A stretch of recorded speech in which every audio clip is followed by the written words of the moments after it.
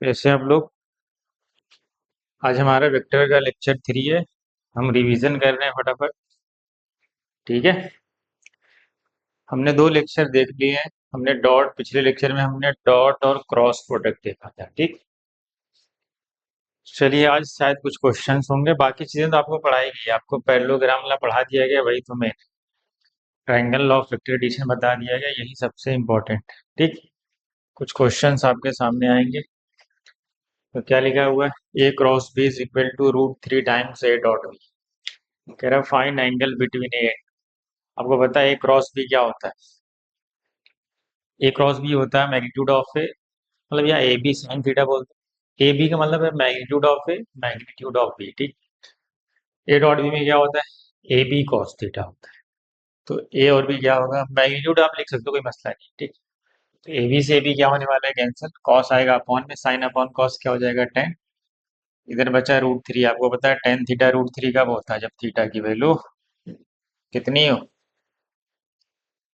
जब थीटा की value 60 degree. कितनी हो, 60। ये आपका फाइनल। अगर ऐसा क्वेश्चन कि magnitude of A plus B, A और बी का जो रिजल्टेंट क्या है, मॉड का मतलब रिजल्टेंट। ए और बी का जो रिजल्टेंट है, ए प्लस बी का जो रिजल्टेंट है वो ए माइनस बी के मैग्नीट्यूड मतलब रिजल्टेंट के जस्ट इक्वल है। तो आपको क्या करना है, ऐसे क्वेश्चन में आपको कुछ नहीं करना है, दोनों तरफ आप क्या करते हैं, स्क्वायरिंग बोथ साइड। ठीक। जब आप स्क्वायरिंग बोथ साइड करेंगे तो क्या आएगा, यहाँ से ए का स्क्वायर मतलब मैग्नीट्यूड ऑफ ए का स्क्वायर प्लस बी का स्क्वायर। आपको पता है ये वेक्टर है, तो वेक्टर में जब डॉट, जब 2ab आता है तो वहाँ डॉट, जब डॉट आएगा तो साथ में कॉस थीटा आएगा। 2ab नहीं लिख सकते, मैथ नहीं है। वेक्टर में हम जब 2ab लिखते हैं मतलब ए डॉट बी लिख रहे हैं, मतलब ए बी कॉस थीटा है। तो स्क्वायरिंग कर दी, A square plus B square plus 2ab cos theta. यहाँ क्या आएगा, A square plus B square minus 2ab cos theta. तो ये दोनों तो सेम था, हट गया। ये उस तरफ चला गया तो 4ab कॉस थीटा हो गया इक्वल टू 0। तो कॉस थीटा की वैल्यू क्या हो जाएगी, 0/4ab। तो वो भी 0 ही रहेगा। कॉस थीटा 0 कब होता है, जब थीटा 90 हो, मतलब दोनों वेक्टर के बीच एंगल क्या होगा, 90 डिग्री। ठीक है। ठीक है, आगे बढ़े। आसान है। चलो कुछ और थ्योरी की चीजें। आपको रिजल्टेंट 0 चाहिए, क्या चाहिए, अगर हम चाहते हैं कोप्लेनार वेक्टर। कोप्लेनार का मतलब वेक्टर जब एक प्लेन में होंगे, क्या होंगे, वेक्टर जब एक प्लेन में होंगे, तो हमें पता है एक ही प्लेन में अगर वेक्टर है तो उसका रिजल्टेंट 0 होने के लिए हमें क्या चाहिए, कितने वेक्टर चाहिए, तो 2 वेक्टर चाहिए मिनिमम। अब वो भी कब, जब दोनों का मैग्नीट्यूड सेम क्या हो, सेम। जैसे यहाँ पे क्या हो रहा है, देखो 3 वेक्टर की जरूरत पड़ गई। अगर ऐसा ना हो, ऐसा हो मान लो कि दो वेक्टर किसी चीज पे क्या हो रहा हो, दो अलग अलग फोर्स लग रहे हैं।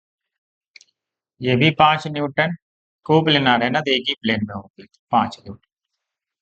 तो ये तो रिजल्टेंट 0 हो जाएगा। इसका मतलब ये है कि अगर हम को प्लेनार वेक्टर्स हैं और हम चाहते हैं कि उनका रिजल्टेंट 0 आ जाए, तो हमें मिनिमम 2 फोर्स चाहिए। वो तब जब दोनों के मैग्नीट्यूड बराबर, मतलब मिनिमम 2 चाहिए।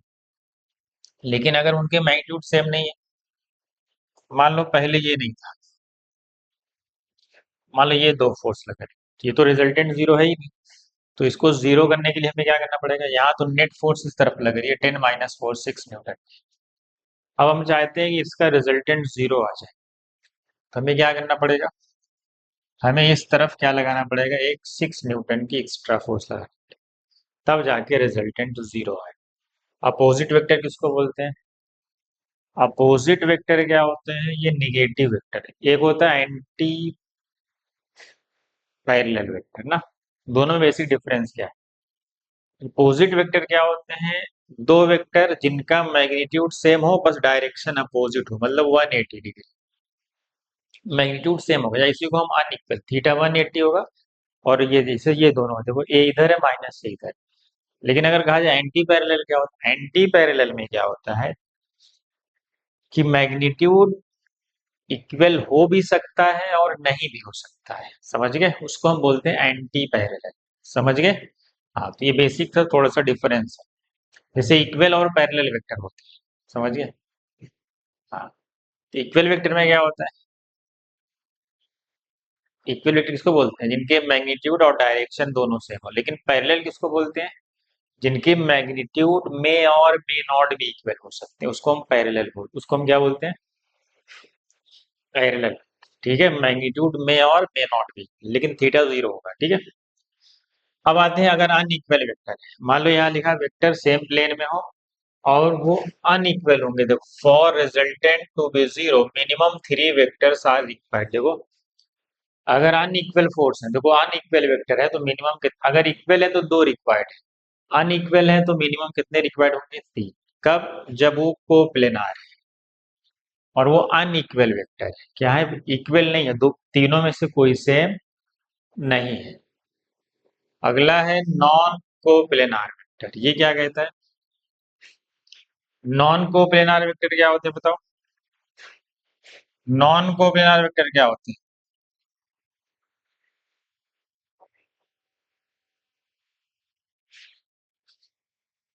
वो एक प्लेन में नहीं होंगे, मतलब वो नॉन कोप्लेनार वेक्टर है। वो अलग अलग एक्सिस में हो सकते हैं, कुछ हो सकता है स्पेस में हो सकते हैं ना। इसको हम क्या, थ्री डायमेंशनल स्पेस कंसिडर करते हैं, क्योंकि वो नॉन कोप्लेनार एक प्लेन में है ही, मतलब वो स्पेस में कहीं भी हो सकते हैं, मतलब थ्री डायमेंशनल में हो सकते हैं। तो अगर हम चाहते हैं कि नॉन कोप्लेनार वेक्टर और हम चाहते हैं कि रिजल्टेंट जीरो आ जाए किसी वेक्टर का, तो मिनिमम कितने वेक्टर रिक्वायर्ड? तो आपको पता है अगर वो नॉन कोप्लेनार है तो तीन से तो काम चलेगा नहीं। उन तीनों का, ये कब था? जब अनइक्वल वेक्टर थे और कोप्लेनार वेक्टर थे, एक ही प्लेन में थे, तो मिनिमम दो से काम चल जा रहा था अगर दोनों इक्वल है। और अगर अनइक्वल है तो मिनिमम तीन चाहिए था। अगर वो नॉन कोप्लेनार वेक्टर है तो आपको मिनिमम चार वेक्टर चाहिए होता है। तो क्या करेंगे, उन तीनों का जो रिजल्टेंट होगा, मान लो एक्स वाई जेड में लग रहा है अलग अलग, तो उन तीनों का कोई एक रिजल्टेंट होगा।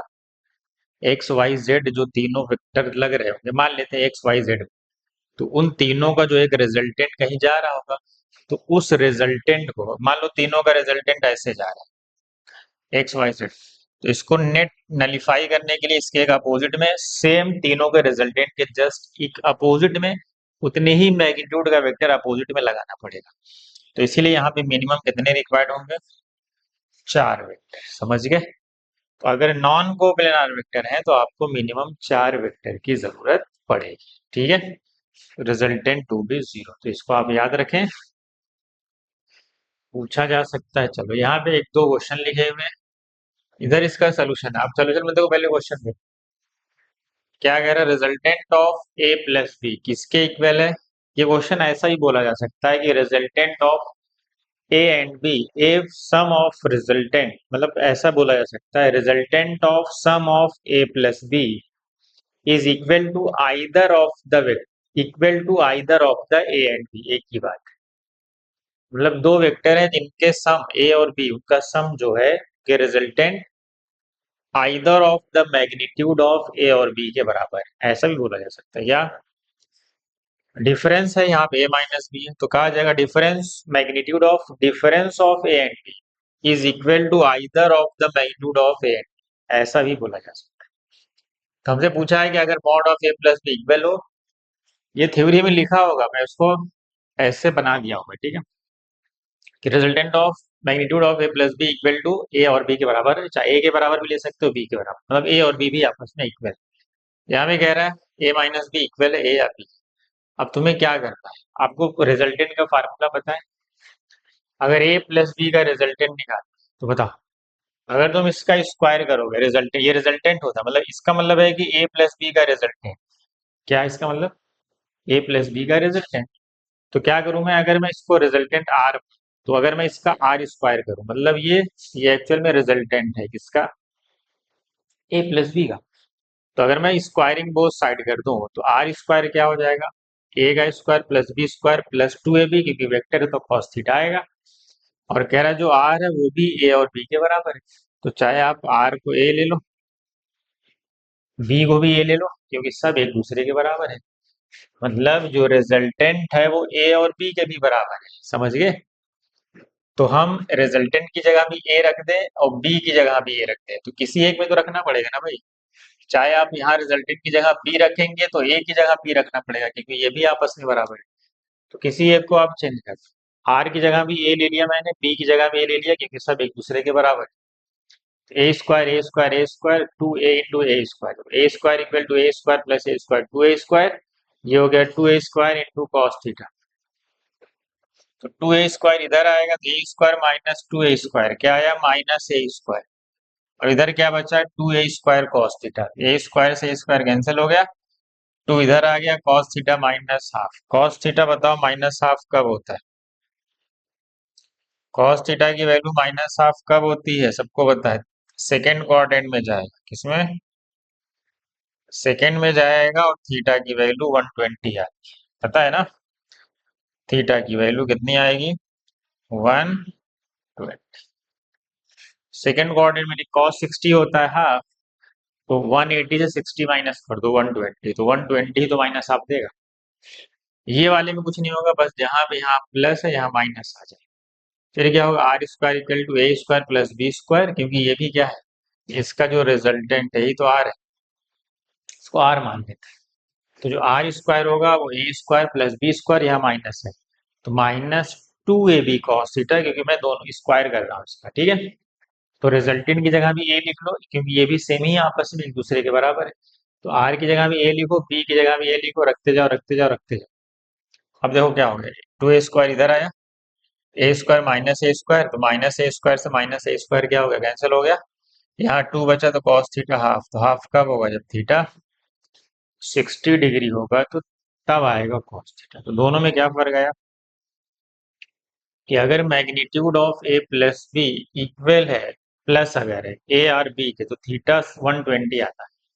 और अगर डिफरेंस ऑफ मैग्नीट्यूड ए और बी बराबर है आइदर ए और बी के, तब थीटा 60 आता है, समझ गए? तो ये दो और क्वेश्चन थे, आगे बढ़ते हैं। अगर आपको क्वेश्चन में दो वेक्टर दिए रहे और आप परपेंडिकुलर की कंडीशन तो पता है आपको कि उनका डॉट प्रोडक्ट जीरो होगा, लेकिन अगर पैरेलल की कंडीशन पूछी जाएगी तो आपसे तो क्या करेंगे कि दो वेक्टर पैरेलल। अगर ये दो vector A one I B one J C one K, A two I B two J C two, अगर आपको इनको पैरेलल की कंडीशन ये है कि जो इनका कोफिशिएंट आएगा, इनका रेशियो और जे का कोफिशिएंट का रेशियो और के की कोफिशिएंट के रेशियो आपस में बराबर हो, मतलब A one by A two B one by B two equal C one by C two, ये आपस में क्या होंगे, इक्वल होंगे। ये कंडीशन है किसकी, किसी भी दो वेक्टर के पैरेलल की। अब यहाँ पे दो वेक्टर दिया रहेगा, तो इसमें क्या किया रहेगा, अननोन, जैसे यहाँ पे क्यू अननोन है, यहाँ पे आपसे क्यू और पी पूछ लेगा, क्या करेगा, तो आपको दो चीजें अननोन है, एक क्यू और एक पी। तो कुछ नहीं करना है, हमें इसकी कंडीशन लगाना है, क्या, 2/3 equal to minus Q by six equal to 6/p। यहाँ पे देखो, यहाँ पे लिखा हुआ है 2/3 equal to minus Q by six equal to 6/p, sign के साथ लेना है, साइन के साथ लेना। तो जब Q निकालना होगा तो इन दोनों को सॉल्व कर लेंगे, बस इसको इसके बराबर कर लेंगे, और जब P निकालना होगा तो इसको और इसको सॉल्व कर लेंगे। तो फट से हमारा आंसर आ जाएगा। तो P कितना आएगा, यहाँ आ गया, P आ गया 9, 3 6 18, 2 9 18। Q चाहिए, 3 2 6, 2 2 4, Q -4। तो Q की वैल्यू -4 है, P की वैल्यू 9, ठीक है। तो ऐसे हम क्या करेंगे, पैरेलल की कंडीशन लगा के हम निकाल सकते हैं। अब आते हैं ये वाले क्वेश्चन पे, देखो क्या कह रहा है, थ्री वेक्टर्स है A and B, A B C having magnitude, देखो मैग्नीट्यूड कितना दिया है, 5 12 एंड 13, एंड दे फॉलो, किसको फॉलो कर रहे हैं, A plus B equal to C, मतलब जो ए सी जो है वो रिजल्टेंट है किसका, ए प्लस ए और बी का। मतलब अगर ए प्लस ए और बी क्लॉकवाइज में होंगे तो सी को एंटी क्लॉकवाइज बनाना पड़ेगा, और अगर ए और बी को एंटी क्लॉकवाइज दोगे तो सी को क्लॉकवाइज बनाना पड़ेगा, ठीक।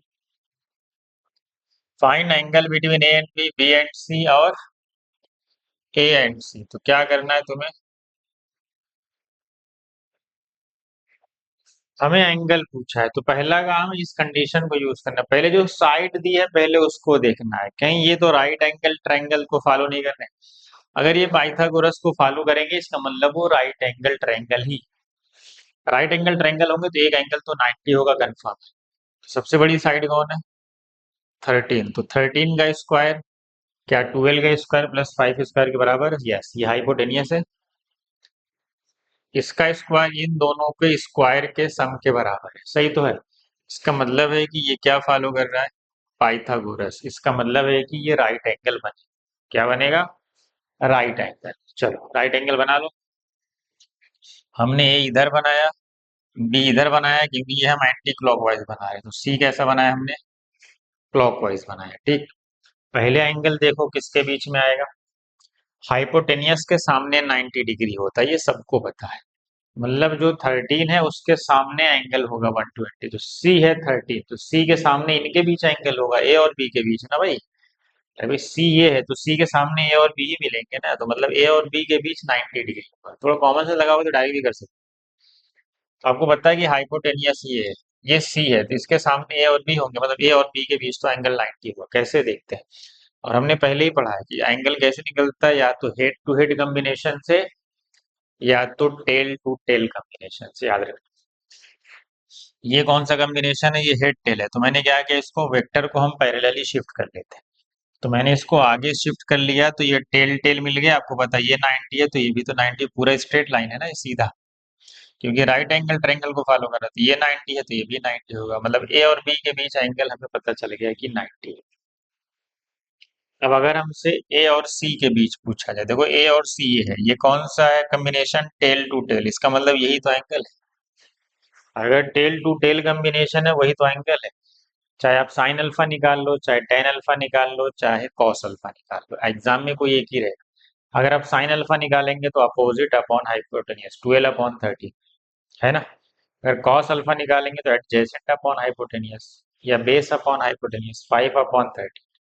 टेन अल्फा निकालेंगे परपेंडिकुलर अपॉन एडजेसेंट या परपेंडिकुलर अपॉन बेस, या अपोजिट अपॉन एडजेसेंट बोलते हैं या परपेंडिकुलर अपॉन बेस, ऐसा भी बोलते हैं, जो भी आप पढ़े। तो हमने पढ़ा कि अपोजिट अपॉन एडजेसेंट या परपेंडिकुलर अपॉन बेस, ऐसा भी लिखा रहता है।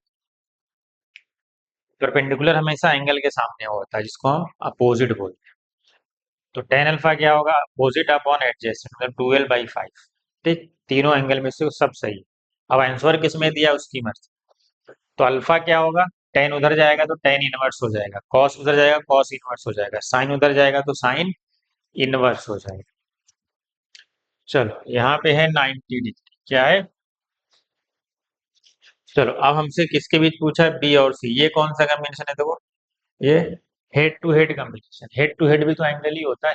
इसका मतलब ये हुआ कि ये भी एंगल ही है। हेड टू हेड कॉम्बिनेशन का मतलब बी और सी के बीच यही एंगल थीटा हमने मान लिया।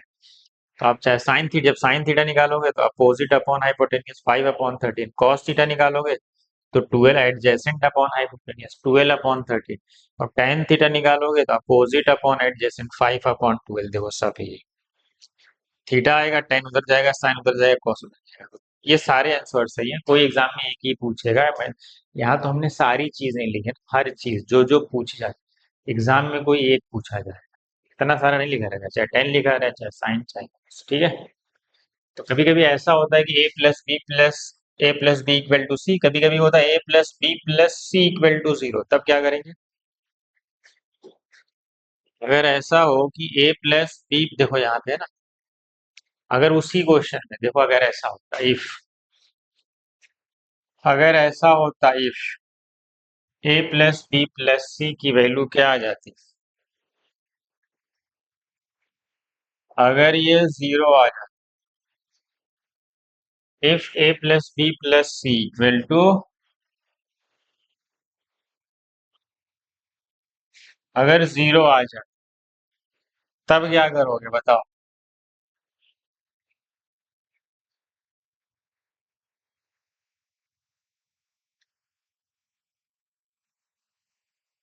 चलो अगर ऐसी कंडीशन है, इसका मतलब क्या है? a+b+c का 0 का मतलब तीनों का रिजल्टेंट 0 के बराबर है। इसका मतलब तीनों क्लॉकवाइज में जाएंगे या तीनों एंटी क्लॉकवाइज है, मतलब एक क्लोज लूप बनाएंगे। और ये पिछला वाला ही क्वेश्चन है, और रिजल्टेंट कैसा होगा? पाइथागोरस तो फॉलो ही करना है। देखो, ये तुम्हारा ए हो गया, सब एक ही डायरेक्शन में चल रहे हैं, देखो सब एक ही डायरेक्शन, ए बी सी सब एक ही डायरेक्शन। अब तुम्हें जब एंगल निकालना, तो इसको तो आगे ही बढ़ा, इसको तो आगे शिफ्ट कर लो ताकि टेल टू टेल मिले। वो तो 90 ही होगा ए और बी के बीच में, आपने पीछे ही देख लिया है। तो क्या होगा, वो तो 90 ही होना है क्योंकि ये पाइथागोरस को फॉलो कर रहा है। तो हाइपोटेनियस के सामने वो हमेशा 90 ही। खत्म। तो ए और बी के बीच तो 90 ही रहेगा, इसमें कोई कंफ्यूजन नहीं है। अगले पे आते हैं। अगला है किसके बीच? बी और सी के बीच। देखो बी और सी के बीच में ये कौन सा कॉम्बिनेशन है? देखो ये इसका हेड है और इसका टेल है। हेड टेल वाला एंगल नहीं होता। एंगल कौन सा होता है? जो टेल टू टेल हो या हेड टू हेड हो। तो हमने क्या किया, इसको ऊपर की तरफ शिफ्ट कर, क्या कर लिया, शिफ्ट करेंगे तो कौन सा कॉम्बिनेशन बन गया? देखो यहाँ पे देखो बन गया ना, टेल टू टेल, इसका टेल और इसका टेल। मतलब हमारा एक्चुअल में जो एंगल है वो ये है। ये थीटा नहीं, तो ये 180 माइनस थीटा हो। तो बस वही सेम है, बस वही सेम लॉजिक है। जो वहाँ थीटा निकाले तो वो यहाँ पे रख दो, टेन के फॉर्म में लिखो या साइन के फॉर्म में लिखो या कॉस, जो पिछला निकाले तो वही ला के यहाँ रख देना है बस। देखो यहाँ पे क्या होगा, देखो यहाँ ये कौन सा कॉम्बिनेशन है? ये टेल है, ये हेड। अगर मैं इसको पीछे शिफ्ट करूं तो ये हेड टू हेड कॉम्बिनेशन है। क्या है? तो ये वाला एंगल होगा, ना कि ये वाला। तो मुझे ये अल्फा, ये पूरा स्ट्रेट लाइन होता है 180, तो यहाँ तक अल्फा था, तो ये कितना हो जाएगा 180 माइनस अल्फा, और अल्फा तुमने पीछे ही निकाला था। तो बस यहाँ ला के अल्फा रख दो, चाहे टेन में रख दो, चाहे साइन में रख दो, चाहे कॉस में, जो पीछे निकाले तो वही है बस। 180 माइनस, समझ गए? तो ये तुम्हारे एंगल, ठीक है। एक क्वेश्चन ये है कि अगर दो फोर्स है, ये कोप्लेनर फोर्स है, अगर दो फोर्सेज लग रही हैं और रिजल्टेंट जीरो होगा तो दोनों एक दूसरे के जस्ट अपोजिट होंगे, मतलब दोनों के बीच में एंगल 180। लेकिन अगर तीन फोर्सेज है, रिजल्टेंट तभी जीरो होता है जब वो इक्वली इंक्लाइंड हो। क्या हो? इक्वली, मतलब तीनों फोर्स कितनी डिग्री पे हो? 120, 120 और 120। देखो ये जैसे ये व्हाइट वाली दिख रही है ना, तीनों फोर्सेस कितने डिग्री पे? 120, 120, 120। रिजल्टेंट जीरो कैसे आया? आपको पता है कि अगर दो फोर्स 120 डिग्री पे लग रही है, देखो, तो इनका रिजल्टेंट मैंने निकाला, लास्ट में कितना है रिजल्टेंट? ये जो रिजल्टेंट है ये आर, ये इन दोनों फोर्स का है, ये और ये, और कितने डिग्री पे है? 120, और इनका रिजल्टेंट कितना है देखो फाइनली। इसका मतलब है कि अगर दो वेक्टर 120 पे हैं और इक्वल फोर्स है तो रिजल्टेंट सेम आता है। मतलब अगर 5 न्यूटन 5 न्यूटन है, 120 पे लग रहे हैं, तो आंसर 5 ही आएगा। कोई भी दो वेक्टर क्वांटिटी अगर 120 पे लग रही है और दोनों का मैग्नीट्यूड बराबर है तो आंसर वही आता है जो उनका मैग्नीट्यूड है। तो जैसे ही रिजल्टेंट निकाले एफ आया तो दोनों एफ हो जाएंगे। देखो एक रिजल्टेंट इन दोनों का रिजल्टेंट एफ है नीचे और एक एफ ऊपर है, तो रिजल्टेंट क्या आएगा? जीरो आएगा। इसका मतलब है कि अगर फोर्सेज लग रही है, अब एक ही प्लेन में होंगे सारी फोर्स और वो इक्वली इंक्लाइंड, क्या है सब? चार फोर्स हैं तो इक्वली इंक्लाइंड कब होंगी? ऐसी होंगी सब 90 90 90 पे। सारे एंगल कितने होंगे? सारे एंगल 90 90, तो चार फोर्सेज हैं तो 90 पे, मतलब 360/4 कर दो, 360/3 कर, 360/2 कर दो, पांच है तो 360/5 कर दो। तो एंगल आ जाएगा जितने पे तीनों सारी वैल्यू क्या लग रही है। यहाँ क्या करना है? कुछ नहीं करना है, 360/5 करना है। तो ये हमें थीटा पता चल जाएगा कि सारी फोर्स कितने एंगल पे लगानी है। हमें समझ के, जितनी फोर्स है उसको 360 से क्या कर दो, डिवाइड कर दोगे, तो आपका फाइनल आंसर आ जाएगा। देखो यहाँ पे कितना आ गया, 360/5 करोगे तो कितना आएगा? 72 ही तो आएगा, देख लो। 360/5 करोगे तो 72 ही आएगा, समझ गए? चलो, इसका मतलब है कि अगर छह फोर्स लगाएंगे तो 60 पे लगाना पड़ेगा, समझ गए? तो रिजल्टेंट जीरो आने के लिए हमें किस पे लगाना पड़ेगा? 60 पे। अगर छह इक्वल फोर्स है, सबका मैग्नीट्यूड सेम है, याद रखना, सबका मैग्नीट्यूड सेम। अगला क्वेश्चन आपके सामने, क्वेश्चन पढ़ो क्या लिखा है। कह रहा 3 न्यूटन एंड 7 न्यूटन फोर्स लग रही है x on an object, which of the following is not possible resultant? कह रहा कौन सा रिजल्टेंट को, अगर आप किसी ऑब्जेक्ट पे दो फोर्स लगाएं तो रिजल्टेंट कहाँ से कहाँ तक लाई कर सकता है। पहले तो ये सोचें कि मैक्सिमम कितना हो सकता है। आपको पता है दो फोर्स जब एक ही डायरेक्शन में लगे, कहाँ, तभी तो मैक्सिमम आएगी। दोनों फोर्स एक ही तरफ से खींच रही हो किसी चीज को, तभी तो मैक्सिमम आएगा जब थीटा उनके बीच में जीरो होगा। थीटा उनके बीच में जीरो होगा। पीछे आप पैरेललोग्राम लॉ में पढ़े थे, रिजल्टेंट का फार्मूला, वहां थीटा जीरो रखे थे तो ए प्लस बी आया था। तो ए प्लस बी ये इसकी मैक्सिमम वैल्यू है। इससे ज्यादा तो पॉसिबल नहीं एफ मैक्स। और एफ मिनिमम कब हो सकती है, जब दोनों एक दूसरे के जस्ट अपोजिट लग रहे हो, मतलब थीटा 180। तो जाके देखो पीछे पैरेललोग्राम में, जब थीटा 180 था तो रिजल्टेंट ए माइनस बी आया था। तो देखो ये इधर है, बी इधर है, मतलब उनके बीच में एंगल कितना होना चाहिए, 180। तो हमारा जो एफ मिनिमम है कितना है, एफ मिनिमम आ गया 4। कितना आ गया, 4। तुम्हारा आंसर आ गया जी। क्या आ गया भाई,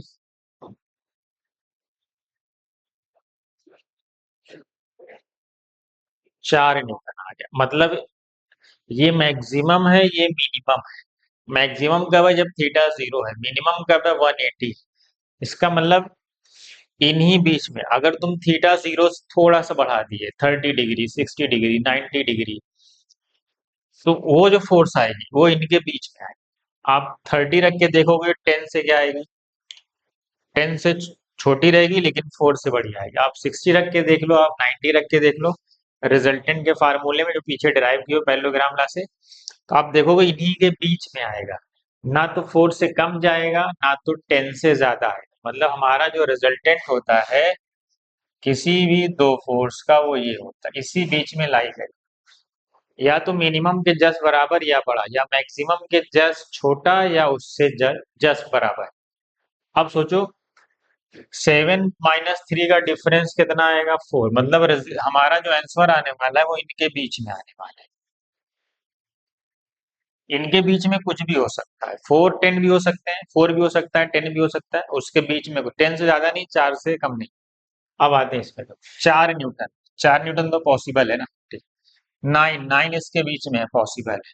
ये क्या है, 12 न्यूटन, क्या पॉसिबल है, पॉसिबल ही नहीं, नॉट पॉसिबल। इसका मतलब सी ऑप्शन। 6 न्यूटन इन्हीं के बीच में, इसका मतलब ये पॉसिबल है। समझ गए, ये क्या है, पॉसिबल है। आगे बढ़े अगले क्वेश्चन की तरफ। अगला क्वेश्चन क्या लिखा है भाई, देखो, विच ऑफ द फॉलोइंग, क्या कह रहा है, हम्म,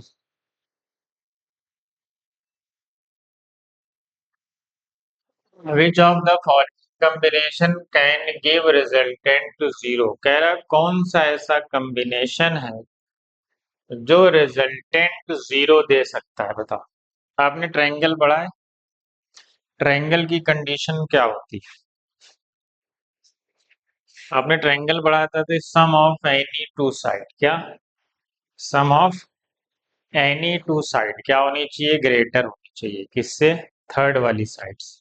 पढ़े हो ना, तभी वो ट्रायंगल एग्जिस्ट करता है, अदरवाइज एग्जिस्ट नहीं करता। उसी लॉजिक को यहाँ पे यूज करोगे, किसी भी दो वेक्टर का सम अगर तीसरे से ज्यादा है, क्या है, या जस्ट बराबर भी चल जाएगा, ठीक है, लिमिटिंग कंडीशन में सम ऑफ एनी टू वेक्टर क्या होना चाहिए, शुड बी ग्रेटर और इक्वल, इक्वल लिमिटिंग कंडीशन में चल जाए, किससे,